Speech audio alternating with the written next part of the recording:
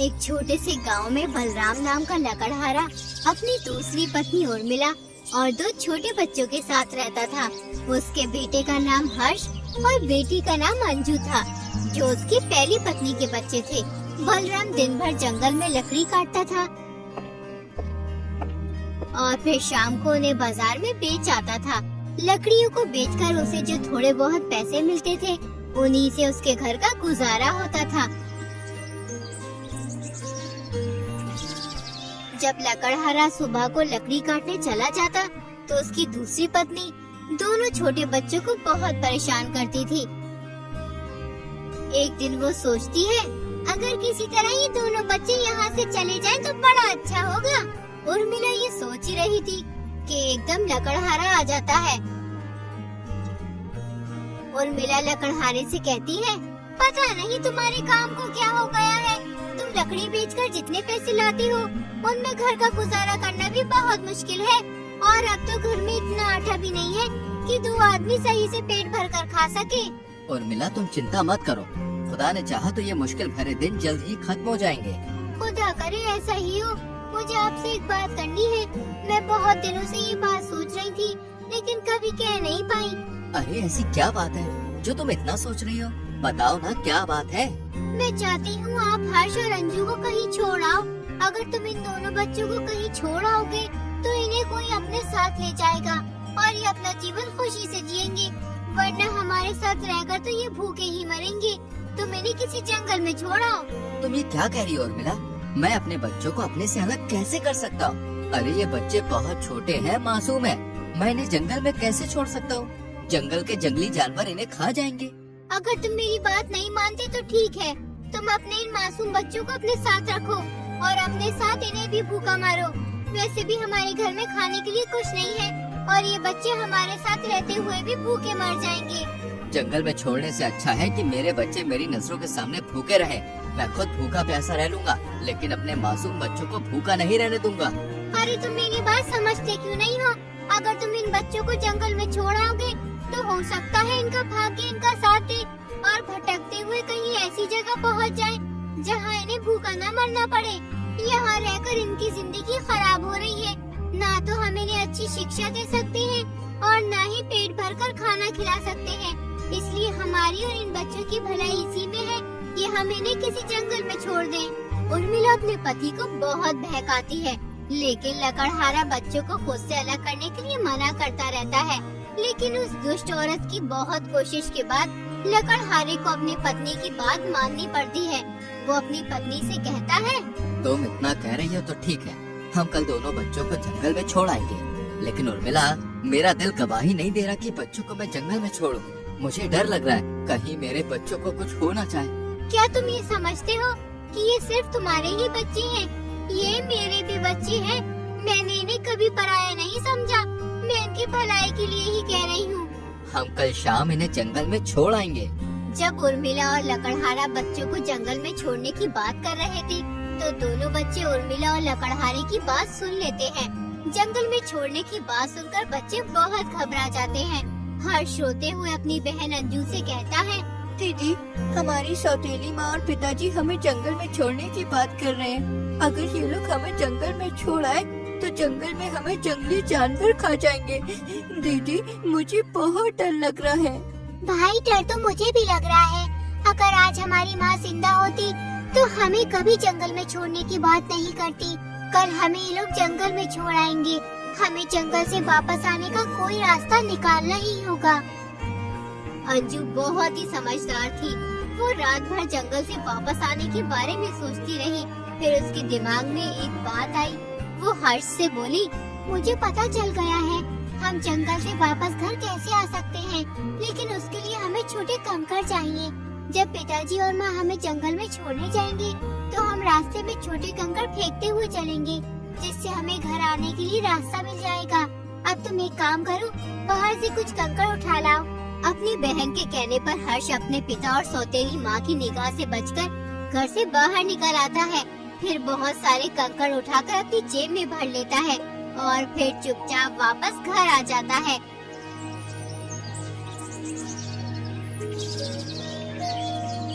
अगले दिन उर्मिला दोनों बच्चों से बोली, बच्चों, आज हम सब तुम्हारे पिताजी के साथ जंगल चलेंगे। वहाँ तुम्हारे पिताजी लकड़ी काटेंगे और हम लकड़ी काटने में उनकी मदद करेंगे, जिससे तुम्हारे पिताजी बहुत सारी लकड़ी काटकर बाजार में बेच आएंगे।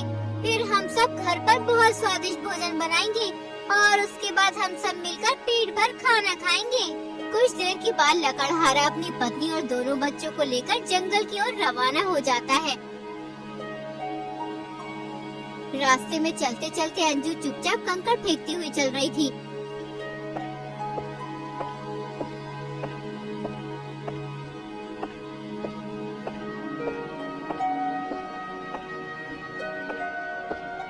कुछ ही देर में सब जंगल पहुंच जाते हैं।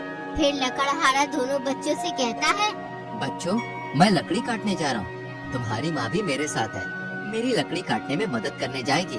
जब तक हम लकड़ी काट कर लौटे, तब तक तुम हमारा इस पेड़ के नीचे बैठकर इंतजार करना। हम कुछ समय में वापस आ जाएंगे। ठीक है पिताजी, हम तुम्हारा यहीं बैठकर इंतजार करेंगे।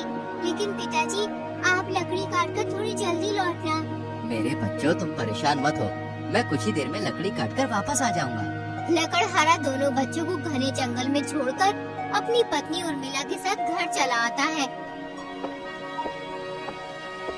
दोनों बच्चे पूरा दिन लकड़हारे का इंतजार करते रहते हैं, लेकिन लकड़हारा वापस लौटकर नहीं आता है। कुछ देर के बाद जब अंधेरा हो जाता है, तो दोनों बच्चों को उस घने जंगल में डर लगने लगता है। दीदी, मुझे बहुत डर लग रहा है। अब हम क्या करेंगे? अगर कोई जंगली जानवर आ गया तो वो हमें खा जाएगा। घबराओ मत हर्ष, मैंने रास्ते में कंकड़ फेंक दिए थे। अब उन कंकड़ों की मदद से हम अपने घर पहुंच जाएंगे। दोनों बच्चे कंकड़ों की मदद से रास्ता तलाश करते हुए अपने घर पहुंच जाते हैं।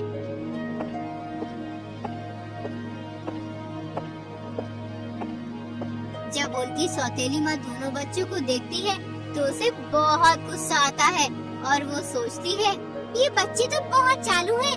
इन्हें घर आने का रास्ता कैसे मालूम हुआ? इतनी कोशिशों के बाद मैंने इन्हें घर से निकाला था। पता नहीं ये बदमाश बच्चे इस घने जंगल से कैसे वापस आ गए। इन्होंने मेरी सारी कोशिश नाकाम कर दी। अब मैं इन्हें छोड़ूंगी नहीं। तुम दोनों बहुत शैतान हो गए हो। कहाँ चले गए थे? तुम्हारे पिताजी ने तुम्हें पेड़ के नीचे इंतजार करने के लिए कहा था, लेकिन तुम हमें उस पेड़ के नीचे नहीं मिले। हमने तुम्हें जंगल में बहुत तलाश किया, लेकिन तुम कहीं नहीं मिले। अगर तुम्हें जंगल में कुछ हो गया होता, तो लोग यही कहेंगे कि सौतेली माँ ने करवा दिया। लोगों को ये नहीं पता कि ये बच्चे कितने शैतान हैं। इतनी देर तक घर से बाहर रहते हो, तुम्हें किसी चीज का खौफ है या नहीं? उर्मिला बच्चों को डांट ही रही थी कि एकदम लकड़हारा आ जाता है। जैसे ही वो अपने दोनों बच्चों को देखता है, वो उन्हें प्यार से अपने सीने से लगा लेता है और फिर उन्हें खाना खिलाता है। कुछ दिन यूं ही बीत जाते हैं।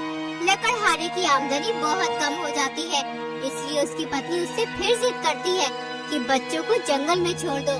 लकड़हारा अपनी पत्नी को बहुत मना करता है कि वो अपने बच्चों को कहीं छोड़ने नहीं जाएगा, लेकिन पत्नी के बार बार कहने पर वो बच्चों को दोबारा जंगल में छोड़ने के लिए राजी हो जाता है।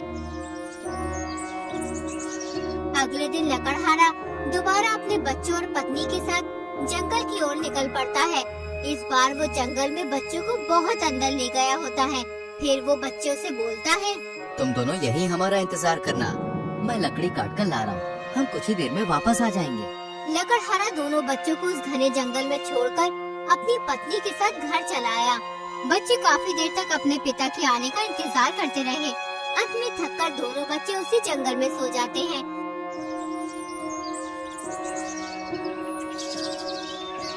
सुबह होने पर जब बच्चों की आँख खुलती है, तो हर्ष डर से रोने लगता है। डरो मत भाई, हम इस बार भी घर जाने का कोई न कोई रास्ता जरूर निकाल लेंगे। बस तुम्हें मेरी रास्ता ढूंढने में मदद करनी होगी। दोनों भाई बहन बहुत देर तक जंगल में भटकते रहते हैं, लेकिन उन्हें घर जाने का कोई रास्ता नहीं मिलता। उसी जंगल में एक आदमखोर बुढ़िया रहती थी। उसे इंसानों का मांस खाना बहुत पसंद था। इस बार उसने बहुत दिनों से इंसानी मांस नहीं खाया था। पता नहीं इंसानों को क्या हो गया है जो आप इस जंगल में नहीं आते। रोज रोज मैं उल्टी सीधी चीजें खा खा कर परेशान हो गई हूँ। अब तो मुंह का स्वाद भी खराब हो गया है। सालों हो गए हैं इंसानी मांस खाए हुए, अब रहा नहीं जाता। अगर मुझे इंसानी मांस खाना है तो मुझे इस जंगल से बाहर जाना ही होगा। उसके बाद वो बुढ़िया इंसानों की तलाश में निकल जाती है। तभी उसकी नजर हर्ष और अंजू पर पड़ती है। उन्हें देखकर वो सोचने लगती है, अरे आज तो ऊपर वाला मुझ पर बहुत मेहरबान है।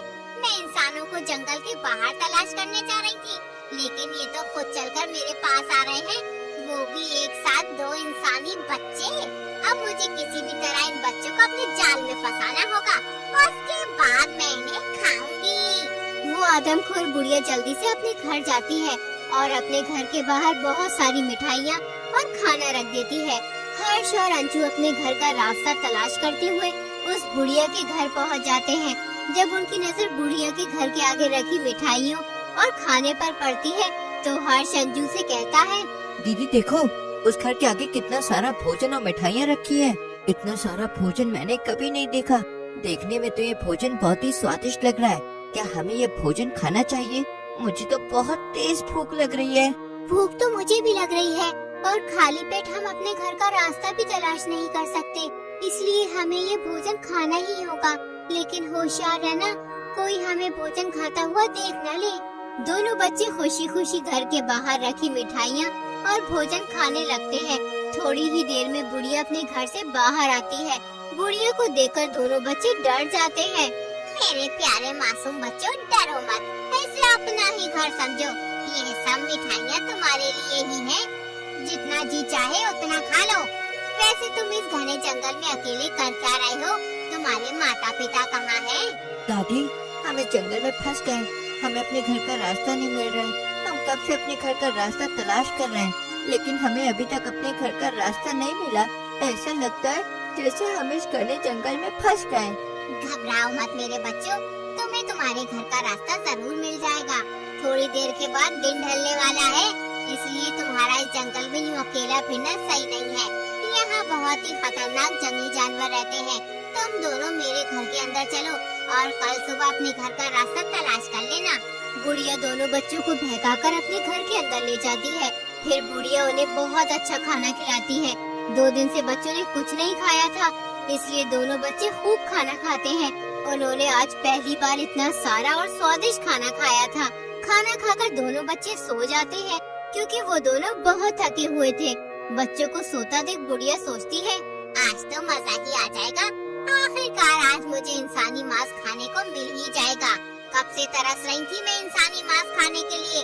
अब मैं इन बच्चों को खूब अच्छे से पकाकर खाऊंगी। वो बुढ़िया बहुत खुश थी, क्योंकि उसके जाल में एक साथ 2 बच्चे फंस गए थे। उसने चुपके से उन दोनों बच्चों को एक रस्सी से बांध दिया।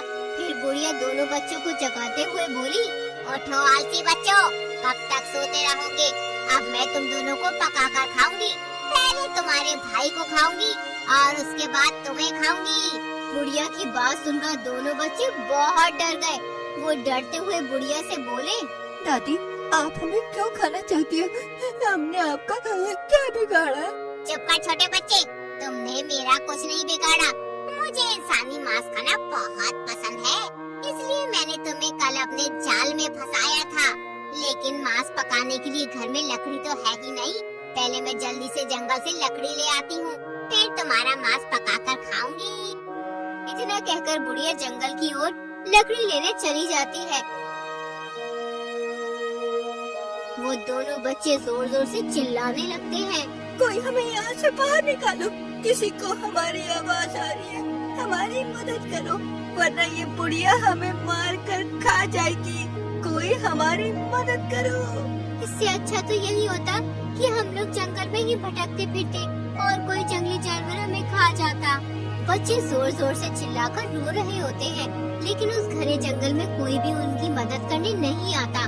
तभी एक बौना आदमी उस जंगल से गुजर रहा होता है। जब उन दोनों बच्चों की आवाज उस बौने आदमी को आती है, कोई हमें यहाँ से बाहर निकालो, किसी को हमारी आवाज आ रही है, हमारी मदद करो, वरना ये बुढ़िया हमें मार कर खा जाएगी। कोई हमारी मदद करो। तो वो तुरंत ही उस बुढ़िया के घर में घुस जाता है। वो जल्दी से दोनों बच्चों को खोल देता है। फिर वो बच्चों से कहता है, तुम लोगों को यहाँ किसने बांध कर रखा हुआ है? मुझे तुम्हारी आवाज सुनाई थी, इसलिए मैं तुरंत तुम्हारी मदद करने चला आया। हमें यहाँ एक आदमखोर बुढ़िया ने बांध कर रखा है। वो बच्चों को बहका कर अपने घर ले आती है और फिर उनका मांस खाती है। हम दोनों भी उसके बहकावे में आ गए थे। वो हमें भी खाना चाहती है। लेकिन वो आदमखोर बुढ़िया है कहाँ? कहीं दिखाई नहीं दे रही। वो जंगल में लकड़ी लेने गई है, जिससे हमारा मांस पकाकर खा सके।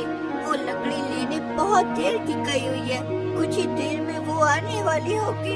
इसका मतलब इस बुढ़िया ने बहुत से मासूम बच्चों की जान ली है। इसे सबक सिखाना पड़ेगा। तुम एक काम करो, इस बुढ़िया के घर में जो भी कीमती चीज है सब निकाल लो और किसी झोले में भर लो। बौने आदमी के कहने पर दोनों बच्चे बुढ़िया के घर में खूब लूट मचाते हैं। बुढ़िया ने तरह तरह के हीरे मोती, जेवर और बहुत सी कीमती चीजें जमा करके रखी थी।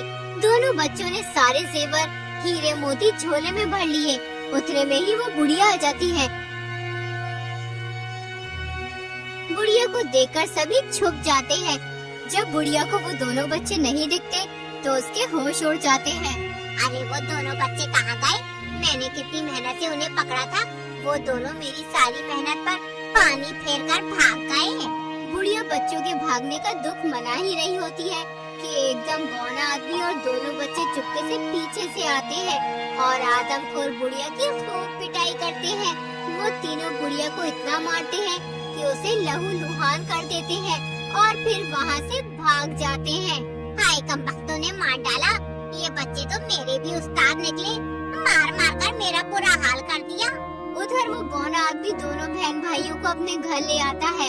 फिर वो आदमी बच्चों से पूछता है, तुम उस घने जंगल में क्या करने गए थे? वहाँ लोग बहुत ही कम जाते हैं। अगर किसी को बहुत जरूरी काम होता है तभी लोग वहाँ पे जाते हैं। मैं समय पर नहीं पहुँचता तो वो बुढ़िया तुम्हें पकाकर खा जाती। तुमने हमारी जान बचाई, इसके लिए हम आपके शुक्रगुजार हैं। हम आपका ये एहसान जिंदगी भर नहीं भूलेंगे।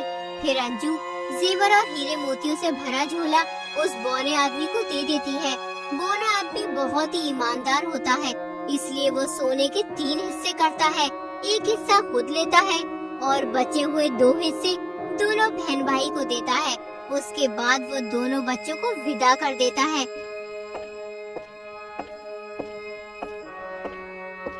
थोड़ी ही देर में दोनों बच्चे बौने आदमी के घर से बहुत दूर निकल आते हैं। कुछ ही देर में उन्हें अपने घर जाने का रास्ता मिल जाता है। फिर वो जल्दी जल्दी घर की तरफ कदम बढ़ाना शुरू कर देते हैं। थोड़ी ही देर में दोनों बच्चे अपने घर पहुंच जाते हैं। घर पहुंचकर उन्होंने देखा कि उनका पिता एक कोने में बैठकर रो रहा होता है और बहुत दुखी दिखाई देता है। जैसे ही दोनों बच्चे लकड़हारे के पास पहुंचते हैं, लकड़हारा दोनों को गले लगा लेता है और बोलता है, मेरे बच्चों, कहाँ थे तुम? मैंने तुम्हें बहुत याद किया। जिस दिन से मैंने तुम्हारी सौतेली माँ के कहने पर तुम दोनों को जंगल में छोड़ा था, उस दिन से आज तक मुझे एक पल के लिए भी चैन नहीं मिला। मैं हमेशा खुदा से रोकर यही दुआ करता था कि मेरे दोनों बच्चे वापस लौट आए। खुदा ने मेरी दुआ सुन ली। अब मैं कभी तुम्हें अपने से अलग नहीं होने दूंगा और न ही तुम्हें किसी तरह की तकलीफ होने दूंगा। पिताजी, हमने आपको बहुत याद किया। हमें जंगल में एक आदमखोर बुढ़िया ने पकड़ लिया था, लेकिन हमें एक बौने आदमी ने उस आदमखोर बुढ़िया से बचा लिया। हमने उसकी बहुत पिटाई की और उसके सारे जेवर, हीरे मोती ले आए। दोनों बच्चे अपने पिता से मिलकर बहुत खुश थे।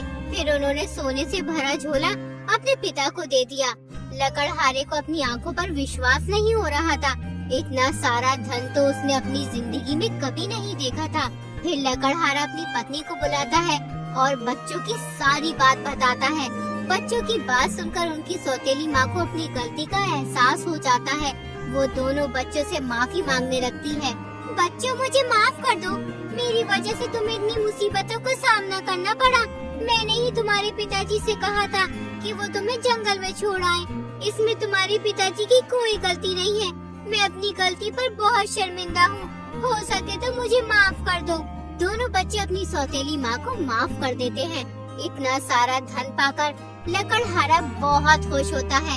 इस तरह उन लोगों की गरीबी दूर हो जाती है और उसके बाद लकड़हारा अपने दोनों बच्चों और पत्नी के साथ खुशी खुशी रहने लगता है।